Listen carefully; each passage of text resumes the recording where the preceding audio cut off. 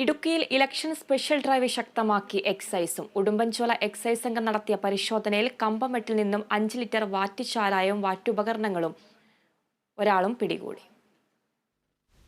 Election മുന്നിൽ കണ്ട് വ്യാജമദ്യ നിർമ്മാണവും വിൽപ്പനയും തടയുന്നതിന് എക്സൈസ് കർശന പരിശോധനയാണ് നടത്തുന്നത്.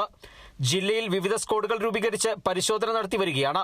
ഇതിന്റെ ഭാഗമായി ഉടുമ്പൻചോല എക്സൈസ് സംഘം നടത്തിയ പരിശോധനയിൽ കമ്പമേട്ട് അച്ചക്കടയിൽ അനധികൃതമായി സൂക്ഷിച്ച 5 ലിറ്റർ വാറ്റ് ചാരായവും വാറ്റുപകരണങ്ങളുമായി ഒരാളെ പിടികൂടി. മന്ത്രക്കുടിയിൽ ദിലീപ് കുമാറാണ് പിടിയിലായത്. കമ്പമേട്ട് കേന്ദ്രീകരിച്ച് അനധികൃത വ്യാജമദ്യ നിർമ്മാണം നടക്കുന്നു എന്ന വിവരം ലഭിച്ചതിന്റെ അടിസ്ഥാനത്തിലായിരുന്നു പരിശോധന. അച്ചക്കട ഭാഗത്ത് പരിശോധനയിൽ 5 ലിറ്റർ വാറ്റ് ചാരായവും വാറ്റുപകരണങ്ങളും വീട്ടിൽ സൂക്ഷിച്ച് വെച്ച് കൈകാര്യം കുറ്റത്തിന് ഉടുമ്പൻചോല താലൂക്കിൽ കർണാടക ജില്ലയിൽ അച്ചക്കടക്കരയിൽ